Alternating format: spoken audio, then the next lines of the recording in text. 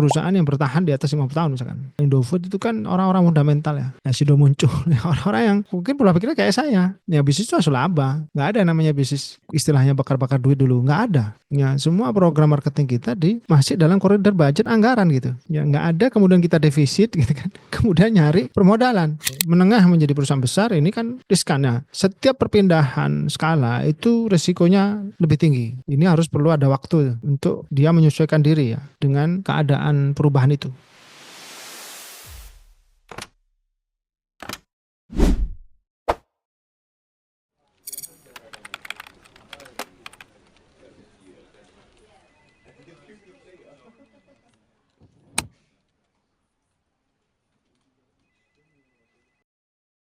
Bismillah, Assalamualaikum warahmatullahi wabarakatuh. Waalaikumsalam.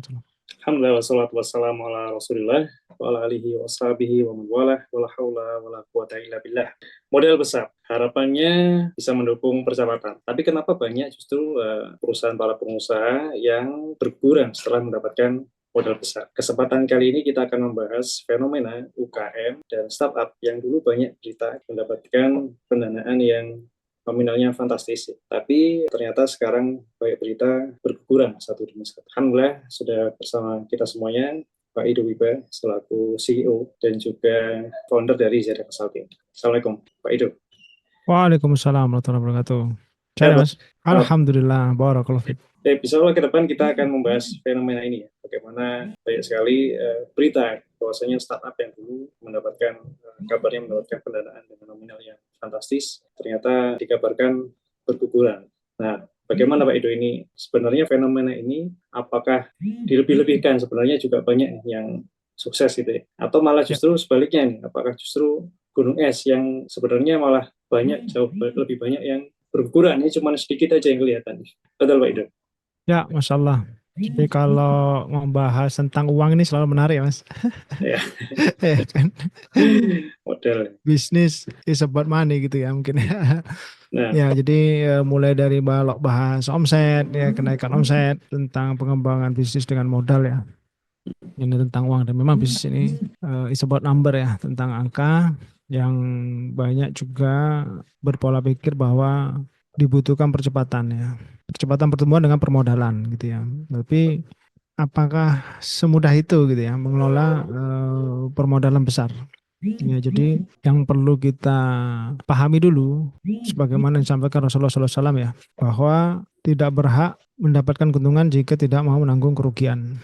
Ya, ini kan prinsip dasar ya dalam bisnis ya, bahwa jika ada peluang tentu ada risiko, ya kan gitu ya. Dan peluang sejalan dengan risiko. Jadi besarnya peluang sejalan dengan besarnya risiko gitu ya. Maka tentunya berarti kalau dalam arti judulnya kan modal besar nih ya. Modal besar ini tergantung juga sebenarnya. Kalau besar ini ada ukurannya, bagi seseorang bisa jadi modal 100 juta sudah besar ya, jika apa kan gitu kan.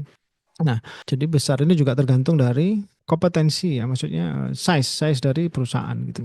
Jadi semakin besar modal yang diterima, ya tentu semakin besar risiko, semakin besar juga modal yang kita investasi. Ya. Atau kalau dalam sisi ini kita membahas yang perusahaannya ya, yang kita terima, itu berarti sebenarnya semakin besar juga risiko yang kita tanggung gitu. Ya, jadi ya qadarullah wa syafa'ala di perihal sebagaimana kita tahu ya, akhir-akhir ini banyak beberapa lah ya yang kita tahu startup ini yang dulunya awalnya mulai dari startup, berarti kan dari nol tuh ya. Dan kalau startup ini biasanya perusahaan-perusahaan berkaitan dengan teknologi ya biasanya gitu ya. Nah itu contohnya Evisery ya, kemudian Bukalapak ya, dua ini yang lagi santer dibahas ya sama teman-teman yang di dunia investment. Yang pertama Evisery ada fraud. Ya, kemudian ada Investri juga tuh, 3 ya berarti. Kalau Bukalapak sudah IPO, tapi tiba-tiba mempunyai corporate action atau strategi perusahaan yang berubah secara drastis. Ya, pivot lah bahasanya gitu ya, juga jadi bahasan. Jadi yang ini tidak ada dalam prospektusnya, dalam rencana awal dulu. Ya, tidak ada dalam rencana jangka panjangnya. Ya, tiba-tiba saja merubah model bisnisnya, itu kan menjadi bahasan juga. Nah, kalau yang Evisery fraud ya, yang Investri juga fraud itu ya. Kemudian lagi ada, setahu saya ada iGrow, yaitu juga kinerjanya menurun drastis. Itu juga seperti Investri itu. kemudian ada lagi Tani Hub ya, yaitu juga lagi bermasalah. Yang intinya perusahaan-perusahaan startup ini memang menggunakan model valuasi.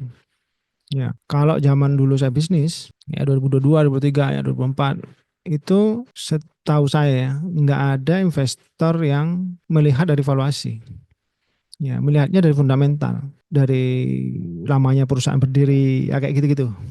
Dari modal yang dipunya sekarang, dari laba perusahaan gitu ya.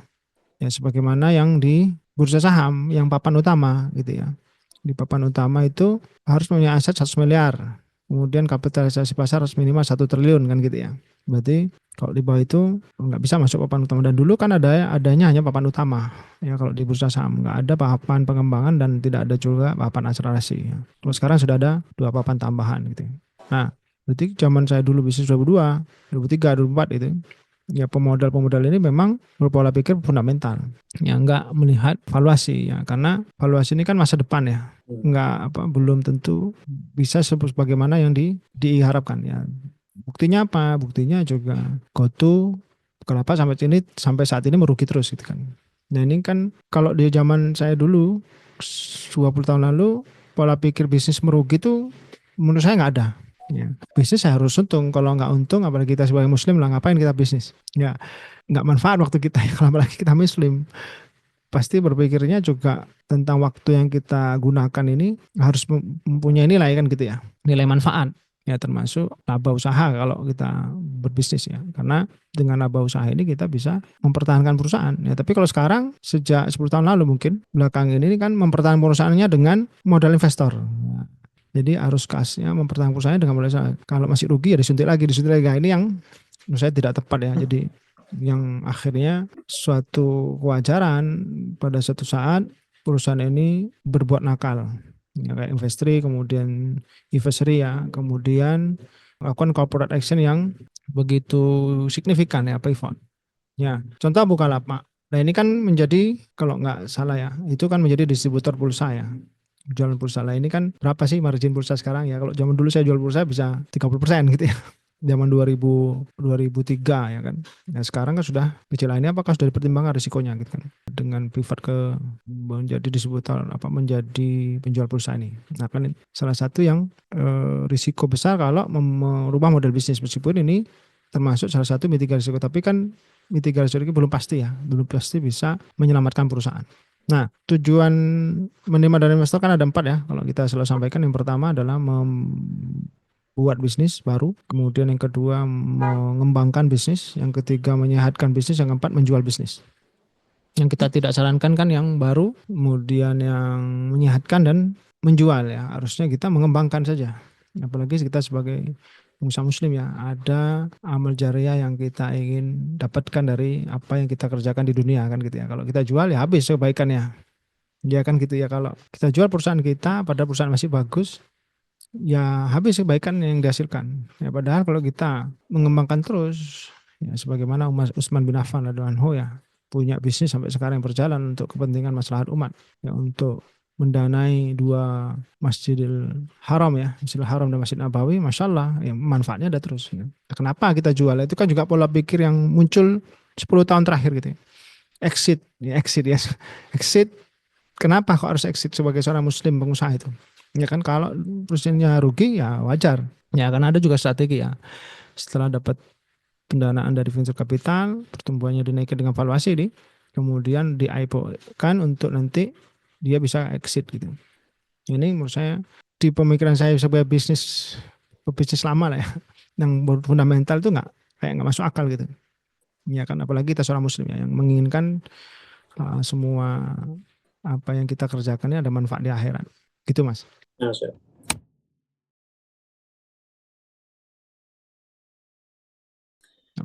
Nah ini berarti yang salah apakah permodalannya? Maksudnya harusnya tidak perlu modal dari luar atau seperti apa Pak? Ya, Masya Allah. Ya, jadi kayak beberapa juga perusahaan yang perusahaan besar sebenarnya ya, tapi mulai dari UMKM ya, dari kecil gitu kan, dan sudah beranjak jadi perusahaan besar ya, omsetnya sudah 100 miliaran lah setahun, itu kan masih baru beranjak ya. Kalau skala menengah kan 50 miliar ya. Yang akhir-akhir ini banyak terjadi di papan akselerasi lah terutamanya. Nah, atau papan pengembangan lah ya minimal. Nah itu memang kesiapan ya, kesiapan fundamental dari perusahaan ini belum siap ya, terutama untuk di sisi pengelola ya. Ya kalau investasi itu ada bahasanya kan mitigasi risiko ya. Kalau bahasa mudahnya bantalan risiko. Kalau ada risiko ini harus, nah itu kan nanti ujungnya ya, pada ujungnya itu sebenarnya dari ya, wasilahnya ya, dari kompetensi pengelolanya. Nah ini yang harus diperhatikan itu kan kadang Pengelola ini owner atau seluruh timnya? ya, jika business ownernya masih menjadi pengelola, misalkan jadi direktur utama, ya termasuk ownernya, ya. Dan timnya jajaran manajemen ya, sampai minimal supervisor. Nah ini harus perhatikan. Bahkan kalau dia mendapat modal besar, itu ya sebenarnya dari layer staff-staffnya juga harus perhatikan. Ya dari kalau kita di kelas Sirka kita kan standarisasi manajemennya harus jelas, ya kan. Semakin besar kita menaruh modal itu, ya kayak misalkan Elzata ini lagi bermasalah ya. Itu kan di bursa saham nilai sahamnya udah 7 ya. Jika itu kena IPO trap ya, ada IPO trap namanya. Setelah launching ke bursa saham tidak ada lagi yang mau jika dia melakukan right issue, ya menerbitkan saham baru. Ya, tentunya Elzata ini ya dengan kode ZATA itu ya malah kena masalah private placement dengan seorang pengusaha di Subang gitu. Yang kasusnya belum selesai sampai sekarang. Nah, ini dulu pada saat IPO kan sebenarnya asetnya cukup bagus ya, 100 sekian lebih. Kemudian asetnya berapa ini? Puluhan miliar lah ya asetnya. Nah, tapi saya kurang tahu nih manajemennya seperti apa gitu kan. Ya karena bantaran risiko yang nanti ujung-ujungnya itu pada people-nya, karena bisnis is about people. Selain bisnis about number, bisnis itu is about people gitu. Ya bagaimana Apple gitu ya terselamatkan gitu ya. Bahkan foundernya sempat rehat dulu tidak menjadi CEO ya, kemudian ganti. Ya kemudian dari situ muncullah model bisnis yang baru. Dan seterusnya dari Nokia. Itu kan karena keputusan itu yang diambil kan dari people-nya, dari manajemennya. Yang Nokia dulu perusahaan apa? Perusahaan gergaji kayu gitu ya. Kemudian pivot menjadi perusahaan handphone. Dan akhirnya juga terpuruk ya, karena juga people-nya gitu ya, nggak segera mengadopsi Android. Semua kalau kita lihat, apapun sebab cabang masalahnya ya, misalkan hutang, ya kebangkrutan kayak Nyonya Menir kebangkrutan karena banyak hutang, kemudian Sritek gitu ya dan seterusnya. Itu karena sebenarnya kan dari people-nya gitu, yang mengelola. Nah itu yang harus perhatikan ya. Jadi mulai dari ownernya kalau memang masih menjadi manajemen, kemudian dari second layer-nya, third layer-nya, sampai kalau perlu sampai cara mereka merekrut budayanya seperti apa dan seterusnya. Nah ini kan penting ya, karena pengelolaan modal ini berkaitan dengan kompetensi. Nah, jangan sampai ada kesenjangan kompetensi dari yang biasanya mampu ya, hanya mampu mengelola 500 miliar tiba-tiba disuruh kelola 1 triliun. Ya, karena kalau dari jangka pendek Mas, ya dari jangka pendek, gambaran jangka pendek, itu ngelola modal besar lebih mudah. Ya kan? Siapa yang nggak bisa ya disuruh buka bisnis langsung dikasih duit misalkan 5 miliar modal awal. Anak SMA misalkan ya langsung pinter Mas. Ya, yang tantangannya itu kan sustainability-nya. Ya bagaimana setelah mendapatkan modal 1 T ini atau 100 miliar misalkan anggap mensustainkan tumbuhannya sampai menjadi perusahaan yang bertahan di atas 50 tahun misalkan. Nah, kalau orang-orang zaman dulu ya kayak misalkan Indofood itu kan orang-orang fundamental ya. Ya sudah muncul orang-orang yang ya mungkin pola pikirnya kayak saya. Ya bisnis itu harus laba. Nggak ada yang namanya bisnis istilahnya bakar-bakar duit dulu. Nggak ada. Ya semua program marketing kita masih dalam koridor budget anggaran gitu. Ya nggak ada kemudian kita defisit gitu kan. Kemudian nyari permodalan. Nih ya kan untuk bakar-bakar duit di marketing itu nggak ada kalau zaman dulu. Ya saya juga lupa kapan tren ini berubah gitu. Ya karena kalau saya 2002 berbisnis, 2003 berbisnis, ya sampai mungkin 10 tahun yang lalu kali ya 2015 itu nggak ada tuh pola pikir yang bakar-bakar duit ya. Kalau baru istilah startup itu adanya teknologi yang masif ya, kemudian bakar-bakar duit itu. Ya itu yang akhirnya perusahaan minus didanai dengan mencari investor. Nah ini yang agak aneh ya menurut saya. Bisnis seperti ini gitu kan harusnya dia bertumbuh. Nah itu tadi. Jadi prinsipnya semakin besar modal yang diberikan sebenarnya semakin mudah untuk di jangka pendek dalam mengembangkan perusahaan ya. Oh perusahaan saya minus nih, ya udah ambil pendanaan. Ya minusnya berapa? 500 miliar. Ya udah ambil pendanaannya 1 T. Ya surplus lagi kan gitu ya. Udah kita berharap dengan mengelola ini kita jadi untung ya. Nggak begitu caranya. Ya kan nggak begitu caranya. Jadi bagaimana dia bisa mengatasi kerugian ini dengan tanpa menambah modal.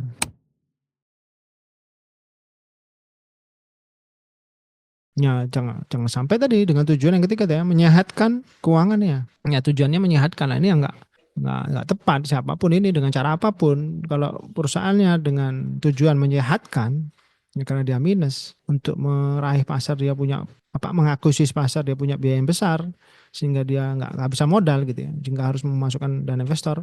Nah, itu berarti kan menyehatkan keuangannya, bukan untuk mengembangkan. Ya bahasanya dia ngembangkan, ini untuk akuisisi pasar, untuk menambah pasar. Sekarang ya kayak Teguk itu ya, dari mulai 4 menjadi 45, sekarang 4 lagi kayaknya. Ya kan, ini untuk meluaskan pasar gitu kan, saya mau buka cabang ke, kalau L1 itu 26 titik gitu, toko baru, ya kan. Nah, kalau dengan anorganik, ya tentu ada risiko. Memang di prospektif ada risiko-risiko yang diberikan gitu ya. Nah, dengan organik, dengan modal investor, ya dia mengembangkan pasar. Nah, tapi dilihat apakah sebelumnya titik-titik bisnisnya ini sudah sehat belum gitu. Ya, kemudian kan lain ya permainannya. Jika kita, ya kalau bahasa saya ya, belum pernah buka cabang di luar kota, ya jangan buka cabang luar kota dulu dengan modal orang gitu ya. Sebelum kita nyoba dulu. Nah, misalkan gini, kita punya cabang di Malang 10. Ya, untuk nyambah cabang di Malang 10 lagi itu masih make sense dengan modal orang. Karena kita udah punya 10. Ya untuk perluasan pasar. Tapi kalau untuk buka cabang luar kota dengan modal orang, ya kayak saya bilang ya jangan dulu. Harus coba lagi dulu sendiri gitu kan. Dengan uang sendiri. Ya, karena risikonya harus tanggung sendiri dulu. Ya jangan sampai risikonya diserahin orang lah. Itu mudah banget gitu kan. Ya, bagaimana kita buka luar kota 5 misalkan. Ya udah, kalau sudah di luar kota masih Jawa Timur, ya pengembangannya yang di satu satu kota itu aja dulu. Ya, karena di kondisi kota lain ini kan beda ya. Nah, sehingga apa yang terjadi dengan Zata ya bisa jadi 26 titik barunya ini tidak sehat gitu kan. Ya, karena memang belum pernah melakukan. Jadi seharusnya kan bisnis itu yang sebagaimana sudah pernah dilakukan. Ya, jangan sampai yang belum. Misalkan tadi saya contohkan juga misalkan perusahaan retail lah ya, perusahaan perdagangan misalkan. Nah, dia biasa jualan kecap, ya, kecap manis. Ya kan, ternyata butuh ya dari misalkan suku dia, bukan angka saham, yang suku butuh omset tambahan dengan penjualan kecap, tapi modalnya terbatas, hanya 5 yang bisa di stok hanya 500 kecap, ini sebagai contoh aja. Ya, dia butuh modal tambahan 1.000 kecap. Ya, berarti 1.000 ini dari investor suku misalkan. Nah, tapi dia udah biasa jualan 500, stok 500. Nah, ini kan berarti mainannya dia. Nah, jika pun ya dia berjadikan stoknya 1.500 ya, dengan perdagangannya dia ditambahkan apa namanya omsetnya dengan perluasan pasar ya, akuisisi pasar atau yang database dia meningkatkan penjualannya, ya itu masih aman kan, karena jika pun dia nggak laku semua 1.500, ini mainannya dia sehari-hari gitu. Ya nggak sulit untuk membuang barangnya. Ya, tapi kalau bukan yang di ranahnya dia, ya, dan apa namanya, salah satu adalah geografis ya, dari sisi geografis itu ya ini agak sulit sebenarnya, nggak sama kondisi geografis ya. Kita punya klien itu ya, kondisi dia buka di Jakarta rame, buka di Malang sepi, ya kan, dengan barang yang sama. Kenapa? Karena di Malang banyak pedagang yang barang itu yang lebih enak, yang lebih proper. Ya pasarnya udah beda, sudah ada pemain yang jago lah ya, bahasa kita klien yang lain ya, yang main distribusi. Di setiap daerah itu ada jagonya masing-masing. Modal besar, ya besar ini memang tergantung ya. Tadi kalau sekarang kita punya aset, pengelolaan aset lah 10 miliar anggap saja. Ya, Pak, layak nggak kalau dimodalin 10 miliar lagi? Ya kalau sebelum saya nggak layak. Itu karena sudah double apa, sudah double itu kan, sudah didobelin gitu. Ya, kalau bisa ya di bawah itu maksimal 50%. Berarti 5 miliar. Tapi apa yang terjadi kayak Elsata itu waktu di IPO 170 miliar ya, asetnya berapa nih tadi? Sekitar, kalau Teguh ini salah satu lah ya yang bisa kita coba. Ya, Teguh ini 117 miliar dapatnya. Asetnya kalau nggak salah 70-an miliar ya. Ini berarti kan lebih dari asetnya, 2 kali lah. Nah, ini menurut saya resiko karena pengalamannya belum ada gitu kan. Mengelola aset 2 kali lipat. Ya kan, kalau aset 100 miliar dinanai 100 miliar ya. Itu belum ada. Kecuali perusahaan ini di atas 20 tahun. Ya kan, sudah fundamental dan menghasilkan laba terus menerus gitu. 20 tahun. Ya kalau 20 tahun bisa jadi mungkin saja. Ya, asetnya 100 miliar didanai 100 miliar minim, bahkan mungkin bisa lebih. Ya ini karena sudah punya intuisi yang kuat gitu ya, apa namanya? Apalagi dia pemenang pasar misalkan. Ya itu lain lagi ya kan. Nah, kalau perusahaan-perusahaan baru naik kelas dari perusahaan apa namanya? Menengah menjadi perusahaan besar ini kan riskan. Nah, setiap perpindahan skala itu resikonya lebih tinggi. Ya, ini harus perlu ada waktu untuk dia menyesuaikan diri ya dengan apa namanya? Dengan keadaan perubahan itu. Ya, apa maksudnya? Jadi misalkan dari mikro nih, ya kan mikro tadi di bawah 2 miliar. Tiba-tiba dia bertumbuh alhamdulillah dengan organik ya tanpa modal investor, Ya. itu tumbuh di atas 2 miliar, 2,1 atau 2,5. Nah, itu kondisi kritis itu. Karena ada perubahan kondisi pasti. Bagaimana dia mempertahankan 2,5 miliar ini dan menumbuhkannya kembali. Terus sustain. Nah, itu kritis. Dan setiap perpindahan itu akan kritis ya. Nah, kalau dari skala kecil berarti kan 2 miliar ke atas sampai 15 miliar. Nah, kalau dia tiba-tiba dia sudah 15 miliar, mau pindah ke dengan organik dia alhamdulillah memudahkan omsetnya tiba-tiba 17 miliar, 18 miliar. Nah, itu titik kritis lagi. Ya, karena akan ada pola main yang berbeda. Dia akan merangsek pasar lebih dalam, akuisisinya lebih banyak, ya menguasai pasarnya sehingga ada cara-cara yang harus di-upgrade gitu. Ya, karena apalagi kondisi dia waktu di skala kecil itu lama.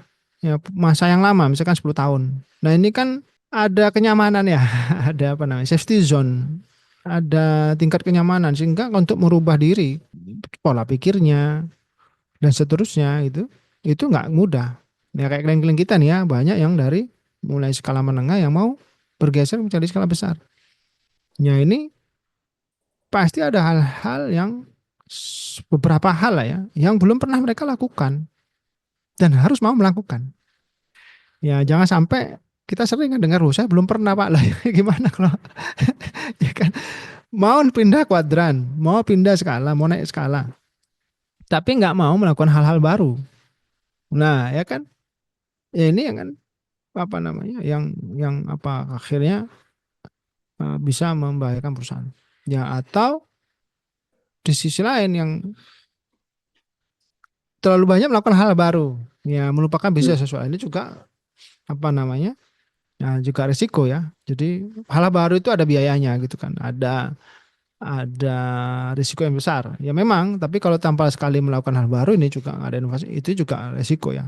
Jadi ya intinya harus pada waktu yang tepat gitu kan. Kalau dari sisi aset ya menurut kami, menurut kita di Sekasuti ya kalau asetnya 100 miliar ya permodalannya yang aman ya 50 miliar gitu kan.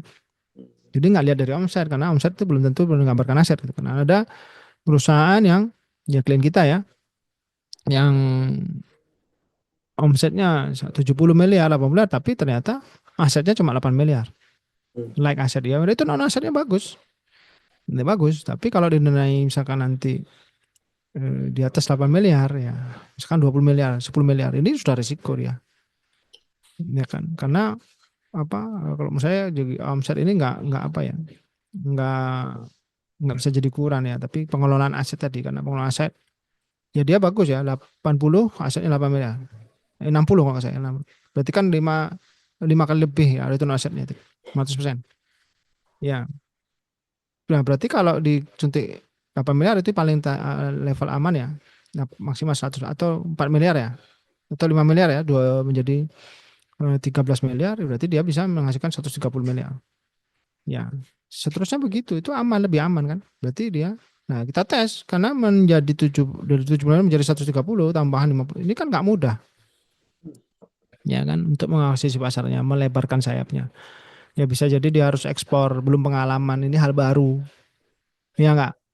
Ini kan bisa jadi dia sudah pasar di sini sudah penuh, harus ekspor misalkan. Dengan untuk 100 miliar ke atasnya harus ekspor. Ya, atau menambah eh, konsumen yang berbayar tempo, TOP ya. Korporat. Nah, itu juga risiko kan? Nah, kayak gitu loh. Jadi ya kalau disuntik, oh ini omsetnya 80 miliar nih. Anggap saja 8 miliar ya, biar mudah. Nah, asetnya 8 miliar berarti ROA-nya 10 kali. Nah, bagus nih. Ah, ya udahlah kita suntik aja 20 miliar ya. Atau bahkan 100 miliar setingkat omsetnya. Ini belum tentu dia bisa. ROA-nya akhirnya 10 kali lagi gitu kan. Berarti kan jadi 108 miliar. Kalau 10 kali berarti 1 T dong. Iya nggak? Itu nggak jauh banget. 100 miliar ke 1 T itu jauh banget. Gimana caranya? Ya berarti kan dia harus mengakuisisi pasar lebih banyak. Ya biasanya kalau produsen dia harus membayar apa namanya mengakuisisi perusahaan-perusahaan yang bayar tempo ya untuk nilai omset ya, tapi duitnya nggak ada gitu kan, bayarnya nanti ya. Kalau jualan kredit ini apa aja laku kok mas. Gampang ya kan, ya gampang. Yang sulit itu kan retail ya, yang barang retail tuh FMCG itu wah, itu memang ya kita harus suki ya pengusaha-pengusaha pasar itu yang di FMCG ini manajemennya bagus tuh ya. Karena apa? Karena itu sulit itu, pemainnya banyak gitu kan, kemudian apa namanya eh, apa eh, pilihan ya, pilihan ya, karena pemain banyak pilihan konsumen tuh banyak banget gitu. Jadi untuk mengakuisisi pasar ini kan gak mudah. Nah, itu kan kalau makanya kalau dari pemain retail ya mengalahkan perusahaan besar ini, dia butuh effort gitu kan. Dan kalau kalau dia organik ya itu luar biasa tuh. Itu memang hebat. Tapi kalau cuma jual tempo, wah ini kan ya nggak bisa apa ya, kecuali pembayarannya lancar ya. Semua kalau diutangin, jualan utang ini laku semua gitu kan.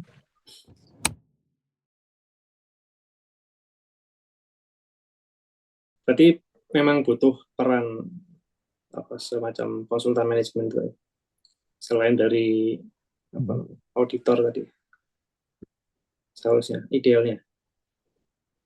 Ya, ya. Jadi kalau auditor kan dari sisi keuangan biasanya. Ya, kantor akuntan publik itu ya dari sisi eh, finance ya, keuangan. Tapi kalau dari konsultan manajemen kan menyiapkan dari sisi fundamental. Ya kan seperti eh, orang-orangnya ya, kompetensi, mindset gitu kan, kemudian sistem manajemen, nah kan gitu ya.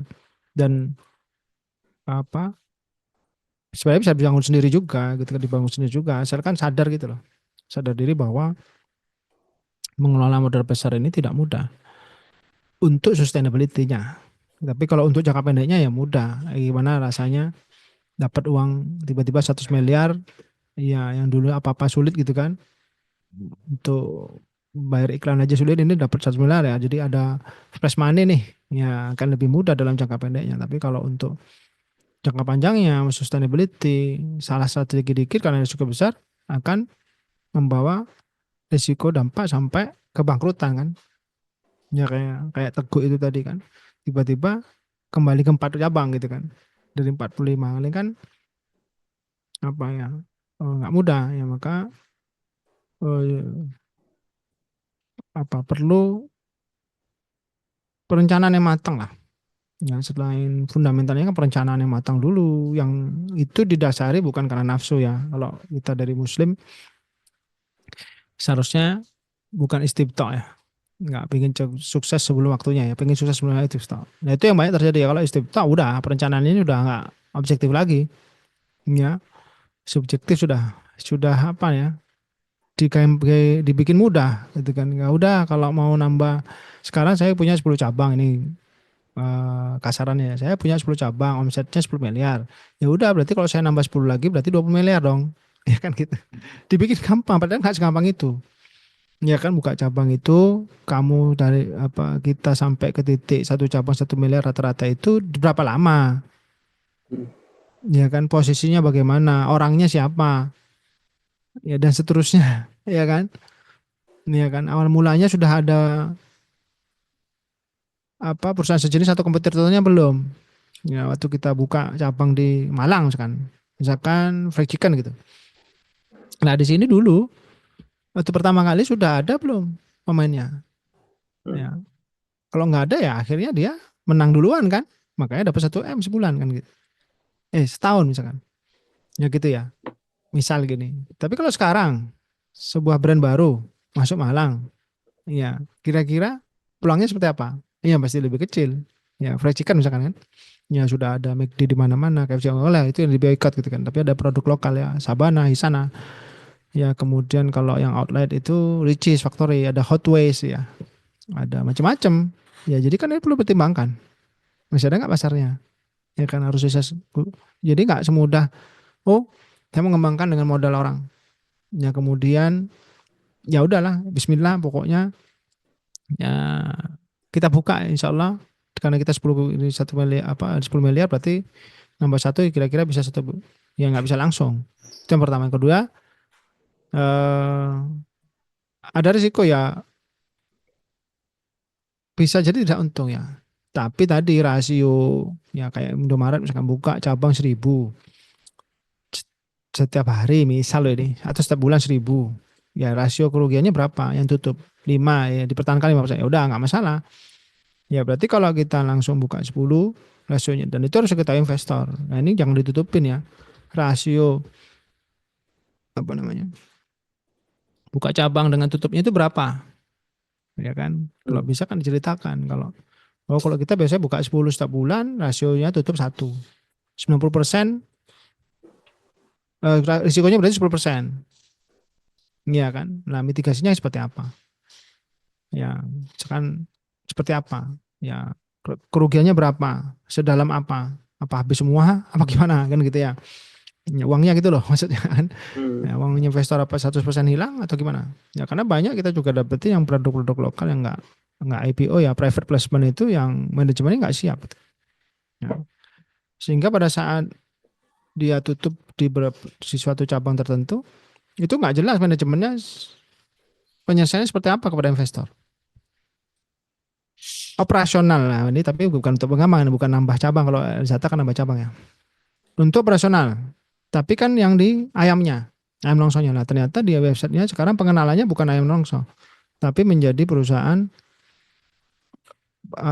supplier horeca sembako nah ini berarti pivot kayak Bukalapak berarti nah ini sudah ada mitigasi risikonya nggak ini ya karena horeca sembako ini kan profitnya kecil ya nggak sama dengan waktu kuliner ya kita tahu sendiri ya kuliner kan insya Allah profitnya agak tebal gitu. Kalau mereka jual sembako ke distribusi berarti kan distribusi sembako ini kan pasti ya kita juga punya klien ya distribusi sembako kan 2% 3% gitu ya. Bottom line-nya apa namanya net profit marginnya. Nah ini yang menurut saya ada suatu corporate action yang resiko banget ini. Ya ini kalau nanti 2 tahun ke depan ternyata dividennya kecil atau nggak sesuai harapan ini kan bisa jadi kena IPO trap ya pada dijualin nih sahamnya Hmm. ya kan akhirnya turun nilainya nggak ada permintaan sahamnya akhirnya kena IPO trap nggak bisa lagi menerbitkan saham gitu kan nggak ada yang mau ya kan gitu ya tinggal nanti ya semoga ini adalah strategi yang tepat ya tinggal lihat 2 tahun ke depan apakah dengan sembako ini kalau sembako nilainya omsetnya gede mas ya kita kan punya ya klien yang sebulan 25 miliar ya mas ya kan distribusi itu betul nggak ya itu satu wilayah kota doang gitu kan kota kecil lagi nggak besar besar amat ya itu aja sudah 20 miliar loh ya kan nah kalau seluruh Indonesia ya atau Jawa Timur aja ya memang gede itu ya kan ya jangan-jangan yang di prospektif itu yang ratusan miliar yang kita lihat itu adalah jualan sembako gitu kan bukan kulinernya gitu ya meskipun saya belum baca ya detailnya itu biasanya kan ada catatan atas laporan keuangan ya 145 miliar ini dari mana nih dapatnya ya kan dari yang mana gitu kan tapi yang saya lihat dengan kode BAIK ini kan sekarang lagi di websitenya adalah mengenalkan diri sebagai bukan lagi Alam Longso atau Kak Ros yang di Profektus ya tapi mengenalkan diri sebagai supplier sembako ke Horeca ini kan berarti ada perubahan yang dulu memang beliau sudah memainkan itu perusahaan ini gitu kan ya sudah ya mungkin sebagai strategi kelebihan stok ya atau supaya dapat harga stok murah gitu ya harga bahan baku murah kan kalau beli telurnya 1.000 pieces dengan 1 juta pieces padahal kebutuhannya cuma 1.000 yang 9 ribunya kan dijual ke 9 ya 1.000 ke 1 juta ya berapa 9 900. 999 juta ribunya ke Horeca misalkan.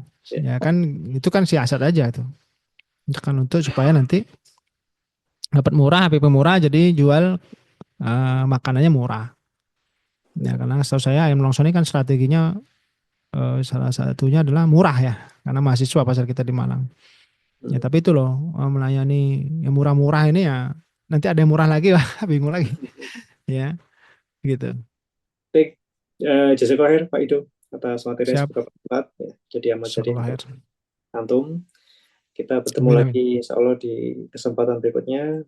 Kita tutup dengan doa kafaratul majelis. Subhanakallah wa bihamdika asyhadu an la ilaha illa anta astaghfiruka wa atubu ilaik. Assalamualaikum warahmatullahi wabarakatuh. Waalaikumsalam warahmatullahi wabarakatuh.